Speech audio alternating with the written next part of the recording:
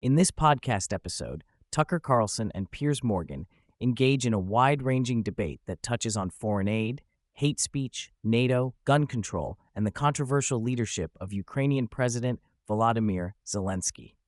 The discussion is marked by differing perspectives, particularly regarding the complexities of international relations and the moral implications of government actions.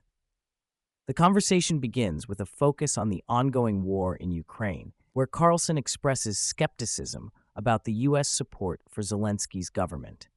He questions whether Zelensky can be considered a legitimate leader, arguing that he has not held elections during the war and has taken actions that could be classified as dictatorial. Morgan counters this by highlighting Zelensky's courage in the face of Russian aggression, emphasizing that he has become a symbol of resistance against tyranny. Carlson raises concerns about the consequences of the war, suggesting that if the West allows Russia to retain the territory it has seized, it could embolden further aggression. He argues that the U.S. should reassess its involvement in Ukraine, particularly in light of the significant loss of life and the potential for a protracted conflict.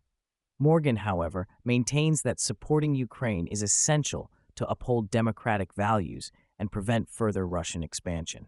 As the discussion progresses, the two delve into the definition of dictatorship. Carlson argues that Zelensky's actions, such as banning certain religious groups and suppressing political opposition, align with dictatorial behavior. Morgan challenges this view, asserting that Zelensky's leadership is a response to an existential threat posed by Russia. The debate highlights the complexities of labeling leaders as dictators, especially in wartime scenarios where the stakes are high. Carlson further contends that the U.S. has historically supported various dictators for strategic reasons, questioning the moral consistency of current foreign policy. Morgan counters that the situation in Ukraine is unique due to the illegal invasion by Russia, which necessitates a different approach. The conversation underscores the moral dilemmas faced by nations when navigating international conflicts. The topic of NATO emerges as a critical point of contention. Carlson argues that NATO's expansion has provoked Russia and contributed to the current conflict. He suggests that the U.S. should reconsider its commitment to NATO, especially if it leads to unnecessary military entanglements.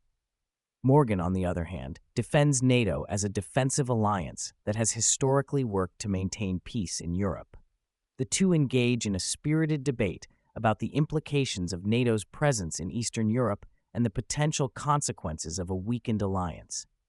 Carlson expresses concern that the U.S. is overextending itself in foreign conflicts, while Morgan emphasizes the importance of collective security in deterring aggression from authoritarian regimes. The conversation shifts to the issue of gun control, with Carlson advocating for the right to bear arms as a fundamental aspect of American freedom. He argues that the prevalence of gun violence in the U.S. is a symptom of broader societal issues, including mental health and substance abuse. Morgan, representing a more cautious perspective, questions the effectiveness of unrestricted gun ownership in reducing violence. Carlson suggests that addressing the root causes of violence, such as drug addiction and mental health crises, is more important than imposing strict gun control measures. He emphasizes the need for personal responsibility and the right to self-defense, while Morgan raises concerns about the rising number of mass shootings and the potential need for regulation. The discussion also touches on the topic of hate speech and the limits of free expression. Carlson argues that the government should not penalize individuals for expressing unpopular opinions, even if those opinions are deemed hateful. He expresses concern about the increasing trend of governments, including the UK, criminalizing certain forms of speech under the guise of preventing hate. Morgan acknowledges the complexities of regulating speech, but emphasizes the importance of preventing incitement to violence. He argues that while free expression is vital, there must be boundaries to protect individuals from harm. The debate highlights the ongoing struggle to balance free speech with the need for social cohesion and safety. As the conversation draws to a close, both Carlson and Morgan express a desire for more honest and open dialogue about the pressing issues facing their respective countries. They acknowledge the challenges of navigating complex political landscapes and the need for leaders to prioritize the interests of their citizens.